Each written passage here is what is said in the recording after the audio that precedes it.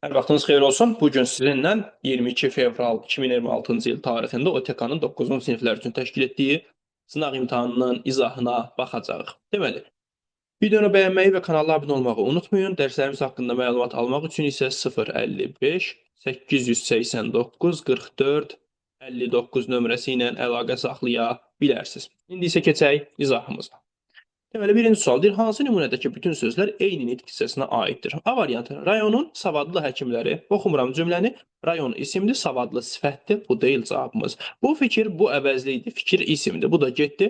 Ona elə gəldi ki, elə ona, bunlar əvəzlik, amma gəldi, feildir, getdi. Siz bizim də gələcəyimiz üçün vuruşursunuz. Siz əvəzlikdir, bizim əvəzlikdir. Də bağlayıcı, gələcəyimiz isim, görürük ki, müxtəlif nitq hissələrdir.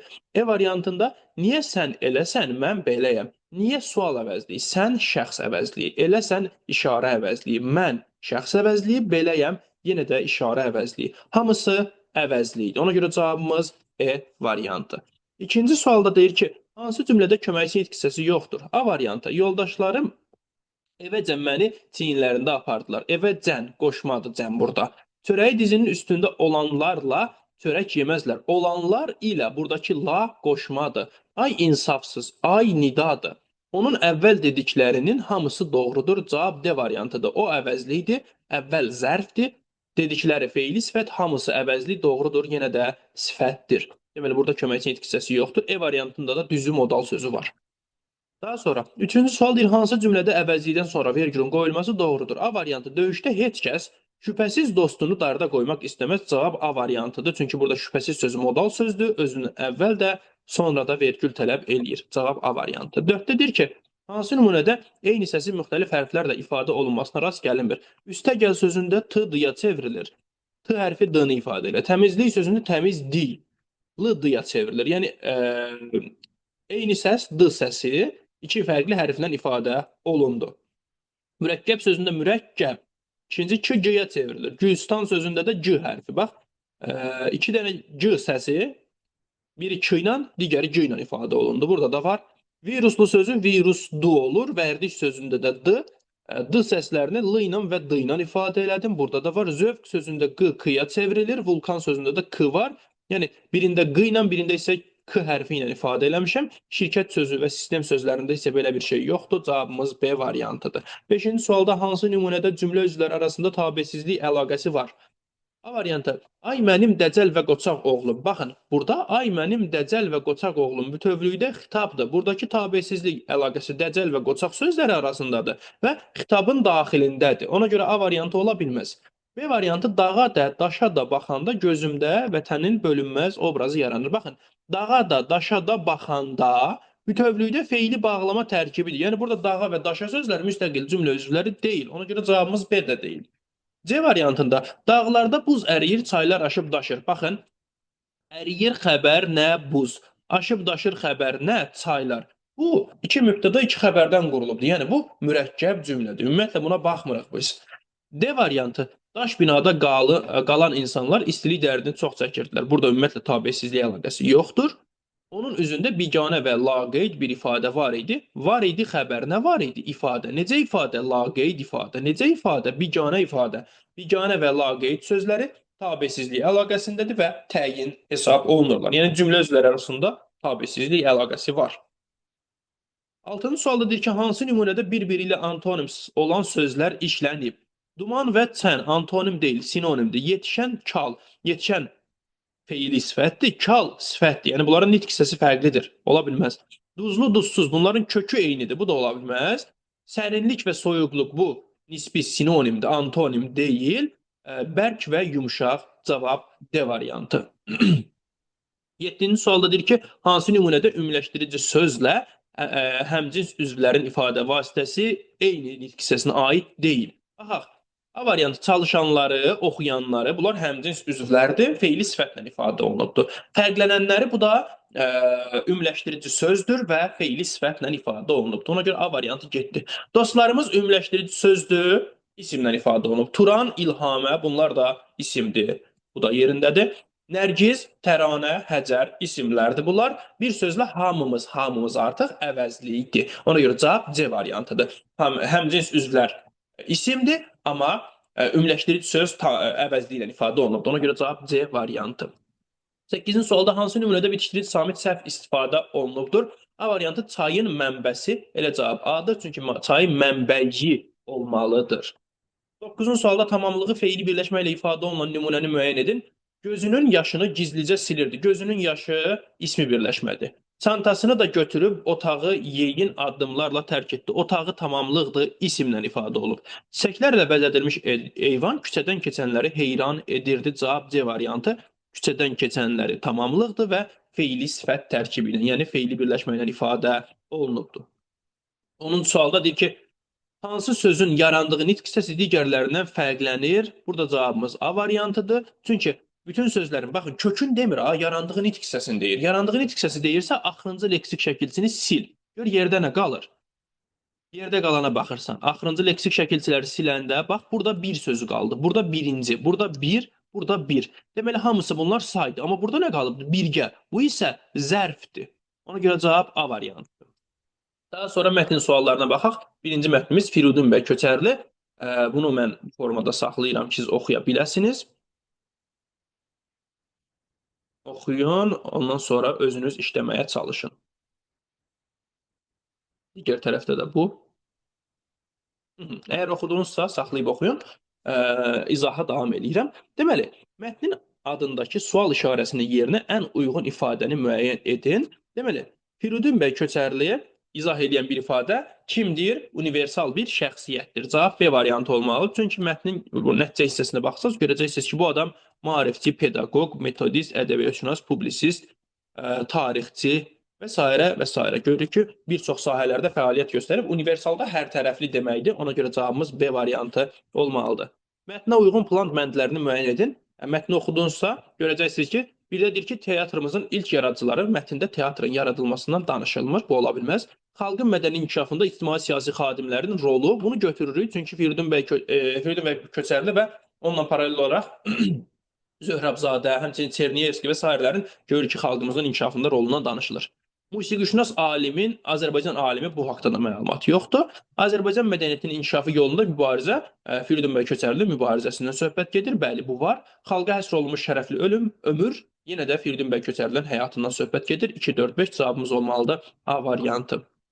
13-cü sualda mətn əsasında Firidun bəy Köçərli ilə bağlı yanlış fikri müəyyən edin. A variantı, Məmməd Arazın fəaliyyətinə yüksək qiymət verib, cavab elə A variantıdır. Baxın, Məmməd Arazın fəaliyyətinə yüksək qiymət verməyibdir. Məmməd Arazın ifadəsindən istifadə olunub mətndə sadəcə. Çünki Məmməd Arazla Firidun bəy Köçərli ümumiyyətlə eyni dövrdə yaşamayıbdır. Məmməd Araz daha sonra yaşayıbdır. Səhv fikir məhz A variantıdır. Bax, burada belə bir ifadə var ki, deyir ki, Firidun bəy Köçərli Azərbaycan xalqının inkişafı üçün Məmməd Arazın dili ilə desək, vətəndaşı olmağı bacarmışdır. Yəni, burada Məmməd Arazın yaradıcılığına qiymət verməsindən söhbət belə getmir. Ona görə cavab A variantıdır. 14-cü sualda mətn əsasında belə nəticə çıxarmaq olar. Xalqdan yığılan iyanələr hesabına seminariya açıla bilər. Belə bir məlumat yoxdur mətndə. İki şəxs eyni işi birlikdə görə bilər. Bəli, bu doğrudur. Niyə? Çünki baxın, burada deyir ki, Zöhrəbzadə ilə birlikdə Təlim Lisan Türki adlı dərsliyi tərtib edibdir. Yəni, cavabımız B variantı. Daha sonra 15-ci sualda mətnin 6-cı abzası əsasında hansı fikri əsaslandırmaq olmaz? Olmaz. Deməli, ədəbiyyat tarixçisi olub. Firidun bəy Köçərli ədəbiyyat tarixçisi olub. Bəli, olubdur. Çünki baxın, burada deyir ki, Azərbaycan ədəbiyyatının tarixi materialları kitabını yazıbdır. Daha sonra tərcüməçi olub. Bəli, deyir ki, bəzi əsərləri Azərbaycan dilinə tərcümə edir. Maarifçiliklə məşğul olubdur. Bəli, balalara hədiyyə dərsliyi yazıbdır. Deməli, A variantda olar, B variantda olar, C variantda olar. D variantı uşaq bağçalarının yaradılmasında rol olubdur. Baxın, görün, uşaq bağçalarından danışılırmı? Bu 6-cı abzas, bax, budur. Xeyir, danışılmır. Ona görə cavabımız məhz D variantı olacaq. E variantı yazıb publisistik fəaliyyətlə məşğul olubdur. Burada yazır ki, mətbuat orqanlarında məqalələrlə çıxış edir. Doğrudur. Cavab D variantı.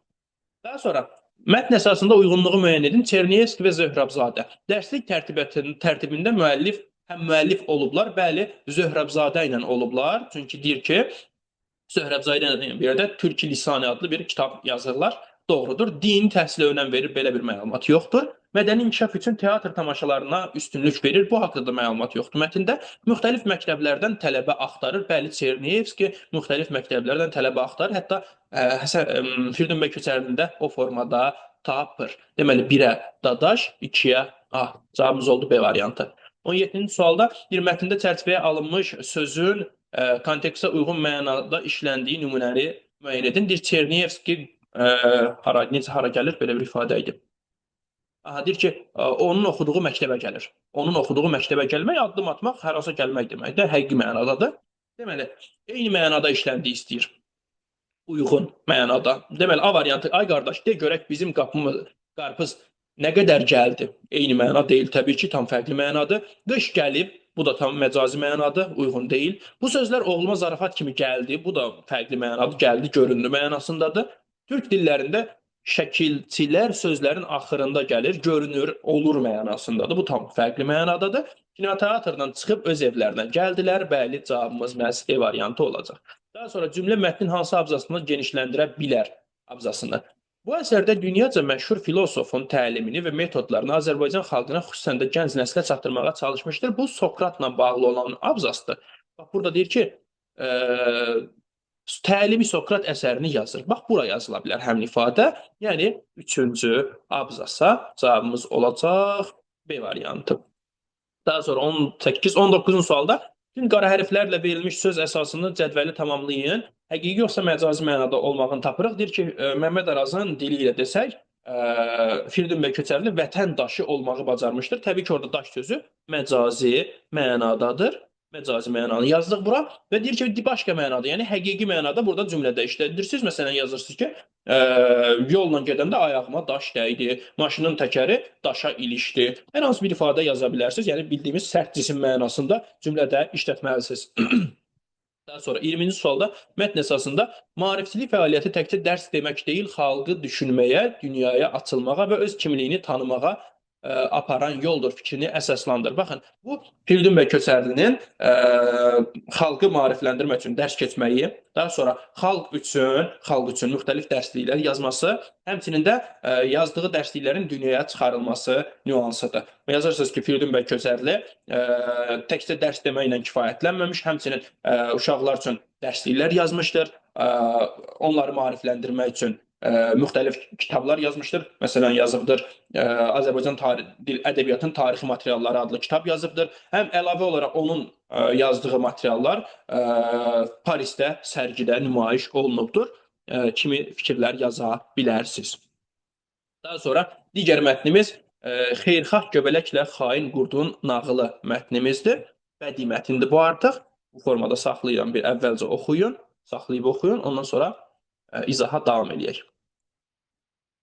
Daha sonra belə də baxaq. Nəhayət bura. Əgər baxdınızsa izaha davam edirəm. Deməli, 21-ci sualda mətn əsasında cümləni tamamlayan doğru fikri müəyyən edin. Göbələk peşman idi, çünki çox mərhəmət göstərməmişdi. Xeyr, səhvdir. Yaxşılıq edib yaxşılıq görmüşdü. Xeyr, yaxşılıq görmür. Qurd ondan xəbərsiz onun yeməyini yemişdi. Belə bir şey yoxdur. Qurd azgözlük edib ona düşən payı götürmüşdü. Xeyr, bu da belə deyildi. Ona düşən paydan söhbət getmir. Yaxşılığı düzgün qiymətləndirilməmişdi. Bəli, elədir ki, var. Qurd onun yaxşılığını düzgün qiymətləndirmir. 22. Mətn əsasında yanlış fikri müəyyən eləyin. Qurd göbələyə xoşagəlməz ifadə deyir, söz deyir. Bəli, qoca kaftar belə bir ifadə deyir, doğrudur. Qurda qarşı etdiyi göbələyin ilk xeyirxahlığı deyildi. Bu da doğru kimi düşünülə bilər. Çünki zaten mərhəmətli olaraq tanınırsa, deməli bu ilk deyil. Bu doğrudur. Sonra göbələk mərhəmətli olsa da müdrik deyil. Bu da doğrudur. Müdrik olsaydı o vəziyyətə düşməzdi. Göbələyin xeyirxahlığı onun məhvinə səbəb olur. Bu da doğrudur. Göbələk xeyirxahlıq eləyir, qarşılığında özü ölür. Ac qurd heç gözləmədən göbələyi yeməyə başlayır. Səhvdir. Çünki deyir ki, günortaya qədər gözləyir. Ona görə E variantı bizim cavabımızdır. 23-cü sualda deyir ki, mətn əsasında doğru fikri müəyyən edin. Göbələk öz sonunu sürətləndirən hərəkət edir. Bəli, qurdu yanına gətirir, nəticədə öz ölümünə aparır. Cavabımız A variantıdır. Əgər B variantına ilişmisinizsə, deyir göbələk qurdu anasına bənzədir. Bu əksinədir. Qurd göbələyi anasına bənzədir. Ona görə B variantı götürmüsünüzsə cavab B olmaz. 24-cü sualda deyir ki, mətnə əsasən cədvəldəki doğru fikirləri müəyyən edin. Mətndə təbliğ olunur, ağıl və ehtiyatla davranmaq, bəli, ağıl və ehtiyatla davranmaq təbliğ olunur. Hər kəsə inam təbliğ olunmur, mərhəmətsiz olmaq təbliğ olunmur, əksinədir. Tənqid olunur, yəni qınanılır. Yaxşılığa pisliklə cavab vermək, bəli, bu qınanılır. Qurdun etdiyi pislik qınanılır. Yalan danışmaq, xeyr, belə bir məqam yoxdur, qınanılmır. Hiyləkərlik, xeyr, qınanılmır. Cavab 1-4 olmalıdır, B variantı. Üzərində rəqəm yazılmış sözlər əsasında doğru fikri müəyyən edin. Biri soyudu sözüdür, digəri də ayıldı sözüdür. Ayıldı. Birində deyir ki, hava soyudu, digərində deyir ki, qurd yuxudan ayıldı. Deməli, hər ikisi həqiqi mənadadır. Birinci sözün yerinə bezmək sözü yazılsa məna uyğunluğu yaranar. Hava soyudu, hava bezdi deyə bilmərəm axı, səhvdir. İkinci sözün kontekstə görə mənası qəflət yuxusundan oyanmaq anlamındadır, səhvdir. Qəflət yuxusundan oyanmaq gözü açılmaq mənasındadır. Hər hansı bir, yəni burada yatmaqdan söhbət getmir, amma mətndə yatmaqdan söhbət gedir deyə B variantı olmaz. İkinci söz durmaq sözü ilə əvəz edilə bilməz, səhvdir. O yuxudan ayıldı və ya yuxudan durdu, əvəz edilə bilər. İkinci söz məcazi mənada işlənmişdir, səhvdir, həqiqi mənadadır. Birinci söz başqa kontekst daxilində məcazi məna ifadə edə bilər. Bəli, soyudu sözünü orada həqiqi mənada işlənsədir. Başqa bir cümlədə, məsələn, deyəm ki, dostlar arasında münasibət soyudu, məcazi mənada işlədə bilərəm. Ona görə cavabımız E variantı olacaq. 26-cı sualda mətnin tərkib hissələri əsasında yanlış fikirləri müəyyən edin. 1. Giriş hissəsi 2 abzasdır. Giriş hissəsi 1 abzasdan ibarətdir. Bəli, doğrudur. Birinci abzas giriş hissəsidir. Əsas hissə 3-cü abzasdan başlamır. Bəli, 2-ci abzasdan başlayır. Çünki bu da doğrudur. Bizdən yanlış istəyir. Nəticə hissəsi 2 abzasdan ibarətdir. Xeyr, səhvdir. Niyə? Çünki nəticə hissəsi sırf bu abzasdır. Yəni 1 abzasdan ibarətdir. Ona görə 3-ü yanlış kimi götürürəm. 4-də deyir, ardıcılığı bərpa etmək üçün əsas hissədə 2 abzasın yeri dəyişdirilməlidir. Xeyr, heç bir abzasın dəyişdirilməsinə ehtiyac yoxdur. Bu da səhvdir. Nəticə hissə ümumiləşdirməyə əsaslanır. Bəli, ümumiləşdirmə fikir yekunu var nəticə hissəsində. Bu doğrudur. Cavabımız olmalıdır. 3-4 A variantı. 27-ci sualda göbələyin xarakteri ilə bağlı doğru fikirləri müəyyən edin. Yardımsevərdir, bəli, ehtiyatlıdır, xeyr, qədir bilməzdir, xeyr, qayğıkeşdir, bəli, yardımsevər, məğlub edilməzdir, xeyr. 1-4 olmalıdır, cavabımız D variantı. 28-ci sualda qurd haqqında doğru fikirdir, göbələk haqqında yanlış fikirdir. Qurd yaxşılığa qiymət verir, qurd yaxşılığa qiymət verir, belə bir şey yoxdur əsərdə, yəni mətndə. Ona görə bu səhvdir. Yəni qurdun çünki pislik elədiyini görürük. Çörəyi dizinin üstündə olan obrazdır, bəli, rahat obrazdır, yəni doğrudur. Günəşlə əlbir olub hərəkət edir, səhvdir. Göbələk haqqında yanlış axtarırıq. Etdiyi xeyirxahlığa görə peşman olur, bəli, olur. Deyir ki, eləməz, mən səhv peşman olduğunu deyir, onu qovmağa çalışır. Bu doğrudur, amma yanlışı istəyir bizdən, ona görə 4-ü götürmürəm. 5. Qurdun kömək istəyini qəbul edir, səhvdir. Çünki qurd ondan kömək istəmir. Bu özü kömək təklif eləyir. Ona görə 2-5 bizim cavabımız E variantı. 29-cu sualda mətnə əsasən uyğun fikri seçin və seçiminizi əsaslandırın. 1. Göbələk qurdu daha yaxşı tanısaydı ona sığınacaq verməzdi. 2. Göbələk qurdu qəsdən incitmək üçün qəsdən yanına çağırmışdı. Deməli, burada birincisini seçəcəksiniz. Çünki göbələk qurdu qəsdən incitməyə çalışmır. Əksinə göbələk özü inciyir. Ona görə bu səhvdir. Tamamilə bunu götürmürsünüz. Biri götürürsünüz. Əgər göbələk qurdu daha yaxşı tanısaydı ona sığınacaq verməzdi. Doğru götürürsünüz. Çünki göbələk qurdu tanısaydı biləcəkdi ki, o qurd tərəfindən öldürülə bilər, peşman edilə bilər və onun kim olduğunu, necə olduğunu tanıyacaqdı və nəticədə ona sığınacaq verməyəcəkdi. Yəni özünü qoruyacaqdı. 29. 30-da mətndə nöqtələrin yerinə uyğun gələn məcazi mənalı ifadə yazmaqla cümləni tamamlayın. Deməli, nöqtələrin yeri haradır nöqtələr? Burada deyir ki, bax burada. Səhər açıldı, günəş şəfəqlərini saçdı, yer göy işığa qərq oldu, yer göy oyandı, yer göy parıldamağa başladı və s. məcazi mənalı ifadələr bura yazırsınız. Baxın, məcazi mənalı ifadələr, çünki mətn bədii üslubdadır və tələb olunur ki, bura məcazi mənalı ifadə yazasınız. Yəni, kontekstə uyğun mənada yazmalısınız. Yer göy işığa qərq oldu, yer göy parıldadı, yer göy oyandı və sairə tipli ifadələr yazmaqla doğru cavabı qeyd etmiş olursunuz. Bu qədər. Videonu bəyənməyi və kanala abunə olmağı unutmayın. Paylaşın ki, daha çox abituriyent yararlana bilsin. Dərslərimiz haqqında məlumat almaq üçün 055 889 44 59 nömrəsi ilə əlaqə saxlaya bilərsiniz. Sağ olun.